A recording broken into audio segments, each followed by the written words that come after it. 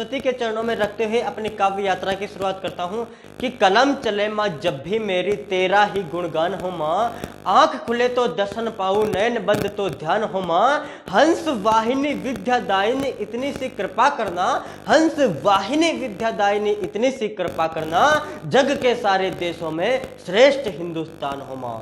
6 पंक्तियां सुनिएगा कि काव्य का सौदागर नहीं जो सौदा करने आया हूं, चंद पंक्तियां तुम्हें सौंपकर तारीफ पाने आया हूं, चाह नहीं है धन दौलत रुपए पैसे मिल जाने की, मन में हसरत एक ही बस वतन के काम आने की, बात शुरू करता हूं साहब खून खोलना चाहिए, बात शुरू करता हूं साहब खून खोलना चाहिए, इस मिट्टी का जर्रा जर्रा जय हिंद बोलना चाहिए, इस मिट्टी का। मैं सैनिक की तरफ से 4 पंक्तियां समर्पित करता हूं कि मैं सरहद पर खड़ा हुआ हूं, हिंद की निशानी हूं, वृद्ध पिता माता की नैनों से बहता अश्रु पानी हूं, मैं सैनिक दुश्मन के आगे खड़ी हुई परेशानी हूं, और तप रहा हूं धूप में मैं सैनिक हिंदुस्तानी हूं, तप रहा हूं।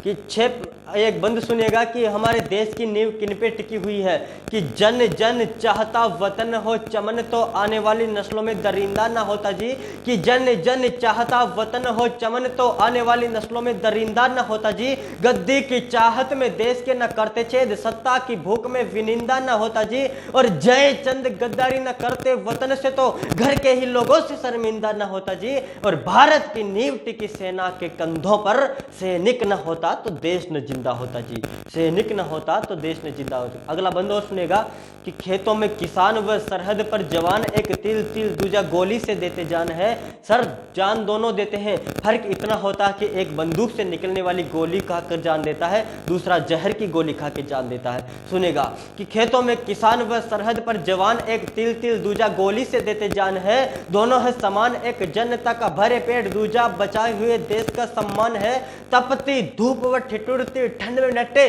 फिर भी नहीं उनका कोई मान है, और जिनके कंधों पर देश का भार रखा उनकी तनिक भी न कोई पहचान है, उनकी तनिक भी न कोई पहचान है। सर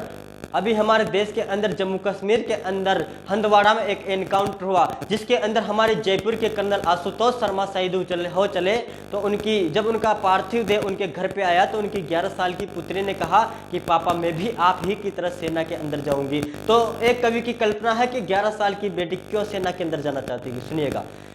कि सौगंध शहीद शरीर के समक्ष आज वक्सतान के मैं सेना में जाऊंगी, कि सौगंध शहीद शरीर के समक्ष आज वक्सतान के मैं सेना में जाऊंगी, दुश्मन की ईंट से ईंट को बजा करके ज्वालामुखी सी ज्वाला बन जाऊंगी, कि दुश्मन की ईंट से ईंट को बजा करके ज्वालामुखी सी ज्वाला बन जाऊंगी, या तो तिरंगा सरहद पार तक लहराएगा या एक और तिरंगा घर लाऊंगी, और एक शीश का बदला होगा तब पूरा मेरा, शत्रु के 10 शीश काट के लाऊंगी, शत्रु के 10 शीश काट के लाऊंगा। सर हमारे देश के अंदर जब हिंसा के नाम पे अहिंसा के नाम पे हिंसाएं होती है तो पंक्तियां समर्पित करता हूं